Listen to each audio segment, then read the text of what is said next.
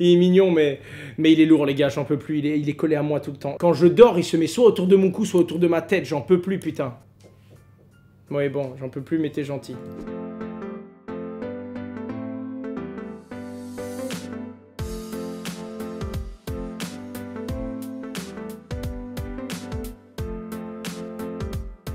Allez, Oust, va-t'en. J'ai pas beaucoup d'autorité sur toi, hein. Tu regardes parfois tes vieilles vidéos pour constater l'évolution et la pertinence. Ouais, ça m'arrive même de les regarder, de les mettre en non référencé du coup. Oh, j'ai vraiment dit ça à ce moment. Vite, vite, vite, delete, ouais, vas-y, cache. Prends la vidéo, mets-la sur un putain de CD, va faire un trou dans le désert et mets le CD tout au fond du trou. Évidemment que je me vois progresser. J'en laisse quelques-unes parce que c'est important de savoir d'où on vient. C'est ça qui est encore plus important. On en parlait pour certains profils qu'on recrute. On se dit qu'il y a des gens qui ont certaines compétences, c'est important. Plus on avance, plus on va vite, plus il nous faut des grosses compétences. Mais plus ce qu'on regarde, c'est pas que la compétence, c'est la capacité à changer d'échelle et à devenir compétent. C'est-à-dire que là, on a, je vous en avais parlé, on a un alternant qui est devenu associé de Just Mining. Donc associé, c'est-à-dire qu'il a pu racheter une partie de la boîte au capital. Et pour te dire à quel point chez nous, le plus important, c'est pas que tes compétences, c'est aussi ta capacité à nous montrer que chaque année, tu fais x3, que t'as pas de plafond de verre et quand t'en as un, tu le brises et tu apprends. En fait, ta capacité à apprendre seul. Parce que comme on est tous obligés d'apprendre seul, on est des autodidactes, ça va très vite. Tu apprends de l'expérience des seniors que tu recrutes, des gens qui viennent du monde extérieur et qui maîtrisent le métier. Et tu dois également bosser avec les autres pour continuer à maîtriser le rythme que tu as et continuer toi-même à step up. Donc soit j'arrive moi-même à grandir, à mûrir et à aller plus vite, plus loin, plus fort, et un jour peut-être que ça ira tellement vite pour moi que je mettrai un CEO à ma place, parce que Just Mining est devenu une machine bien plus grosse que moi, quoi.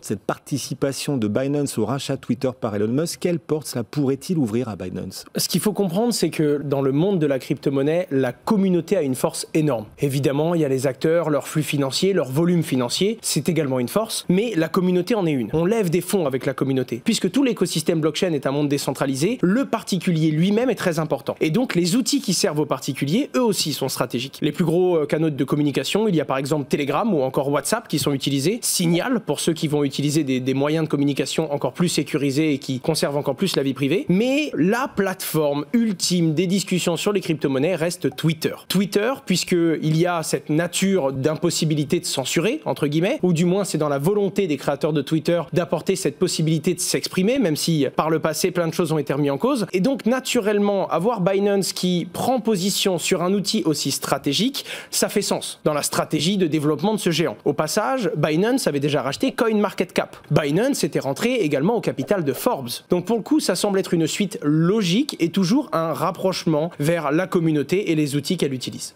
Just Mining comporte combien d'employés en t'incluant aussi? Oh, je ne saurais même pas te dire, 35, 40 sur toutes les boîtes, en fait, un peu moins d'une centaine. Parce qu'il y a Vivoca également, c'est la société du coup de... Alors, j'allais dire de mon frangin, c'est lui le CEO, mais en réalité, on a mis toutes nos boîtes en commun. Donc, c'est autant ma boîte, si vous voulez, que Just Mining, parce qu'en fait, on fait partie d'un ensemble d'entreprises et d'entrepreneurs. C'est pour ça qu'on est à peu près 90 dans les sociétés qu'on gouverne. Et eux, en gros, pour faire très simple, ils vous font un assistant vocal sur mesure. Ça, c'est Vivoca. Après, on a évidemment Descoin, qui est le broker de la famille. Descoin, c'est même holding. Ouais, c'est la même holding. La holding Ho.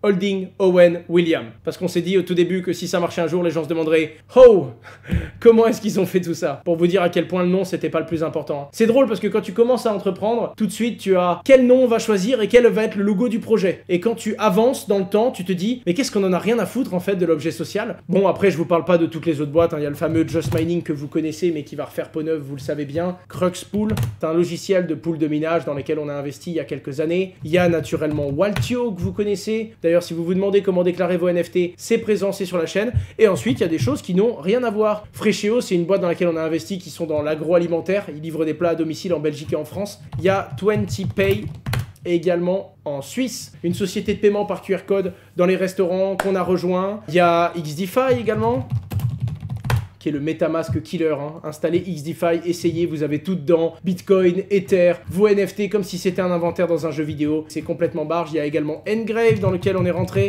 Engrave qui est un portefeuille hardware que je vous ai toujours pas déballé les gars, qui est juste là, c'est là que je me rends compte qu'à force d'être partout je suis nulle part. Il y a également CryptoAtlas qui propose un template et qui en plus d'être un template de gestion communautaire, c'est également le Elrond Community.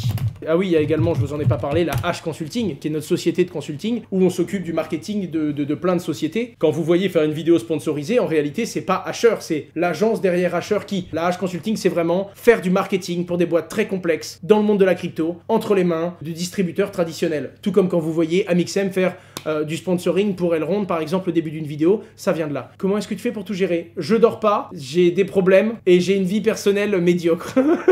En gros, pour te répondre en une phrase au grid. Gucci a annoncé accepter les crypto-monnaies comme mode de paiement dans certains de ses magasins aux États-Unis, figurez-vous. Pourquoi? Je serais pas capable de choisir la bonne réponse puisqu'elle peut se cacher un petit peu partout.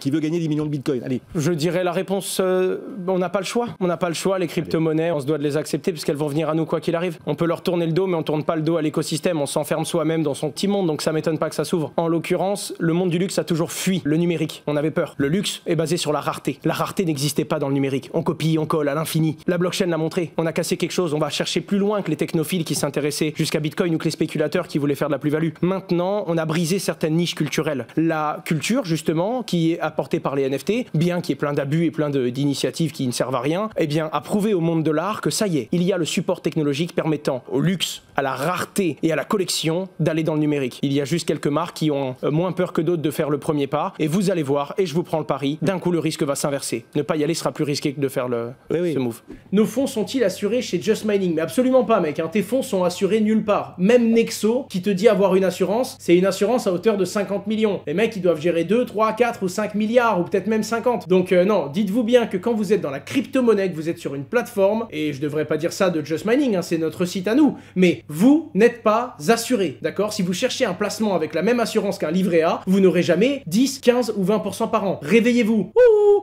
on est dans la crypto, d'accord? C'est tout nouveau, il y a des gros rendements, on essaye de mitiger les risques, hein, c'est ce qu'on a fait chez Just Mining. On a pris plein de stablecoins, plein de protocoles différents pour avoir le risque le plus petit possible. En attendant, lisez bien les conditions générales. Des fois, vous allez sur des sites internet, ils vous proposent des bons rendements. Déjà, vous vous rendez compte qu'ils vous donnent la moitié du rendement que vous prenez. Ça nous a fumé quand on a fait un audit du marché. Nous, avec Just Mining, on essaye d'avoir entre 1,2 et 1,5% de marge. Quand on donne 8,2, c'est parce qu'on gagne 9,4 à peu près, quelque chose comme ça. Quand on va sur certains sites, on se rend compte que les mecs, ils prennent 18, ils donnent 10 à leurs clients, et s'il y a un pépin et que le protocole, il saute, 100% est répercuté sur l'utilisateur. Alors, nous, on a essayé d'aller sur autre chose. On essaie d'avoir une marque Just, hein, c'est quand même le Just de Just Mining, c'est les valeurs qu'on a essayé de porter. Et ensuite, surtout, on essaie d'avoir plein de stablecoins pour que s'il y en a un qui pète, ben, ce soit peut-être 20, 30 ou 40%, mais pas l'intégralité du portefeuille qui trinque. Ensuite, plein de protocoles différents, ce qui fait que si un protocole est down, qu'il perd tout, et c'est quand même assez rare qu'il prenne une gifle mortelle, si ça arrive, ce sera pas létal, puisque normalement, on aura respecté un breakdown correct sur différentes plateformes. Même les plus grosses banques françaises l'ont pas cette garantie. Ce serait étonnant pour Just Mining. Pour être franc avec vous, on travaille dessus. On va proposer un produit assuré, mais avec un rendement qui sera très faible. Je pense que ce sera 4%, mais ce sera assuré, en tout cas assuré étoile. Voir modalité chez les magasins participants, veuillez lire les conditions générales, l'article BU47, page 94. Mais on vous précisera où est-ce qu'il faut lire, et en gros, il y aura certaines choses assurées, d'autres choses non. Comme par exemple, le PEG du stablecoin, lui, il peut pas être assuré, l'assurance n'a pas voulu. Par contre, le hack d'un protocole, lui, sera couvert. Donc ce sera le début d'une assurance, mais faut bien qu'on commence à assurer certains trucs si on veut un jour avoir une assurance qui couvre tout. La deuxième chose, assez intéressante malgré tout, c'est le fait qu'on devrait avoir, si j'arrive à faire ce que je veux avec mes équipes, si la responsabilité financière, notamment la discussion qu'on a avec une très très grosse banque qui est notre partenaire, mais que je citerai pas quand même parce que j'ai trop peur de citer une banque, j'ai l'impression que dès que ça fait trop de bruit, on peut perdre notre compte. Normalement, on devrait pouvoir stocker une partie de cet argent sur un compte en banque, et donc, même si ça va diminuer un peu le rendement, avoir une partie, je parle bien d'une petite partie, ce sera 20%, mais 20% d'un produit de lending, DeFi et produits finance traditionnels avec capital garanti. C'est-à-dire que là, on aura une partie assurée, mais assurée selon des modalités, et une partie capital garantie par garantie bancaire. C'est que 20%, c'est pas tout, mais c'est notre challenge. On veut un produit où on sera capable de dire il s'agit du produit DeFi le moins risqué au monde. Pas le plus rentable, naturellement, c'est des concessions, mais le moins risqué au monde. Les amis, plus sincèrement, merci à vous pour le temps que vous m'avez consacré. J'ai vraiment beaucoup de chance de vous avoir. Ciao tout le monde, à la semaine prochaine, au revoir. Non, on va faire ça bien quand même. On va faire ça très bien. On ne quitte pas le live sans avoir fait ça jusqu'au bout.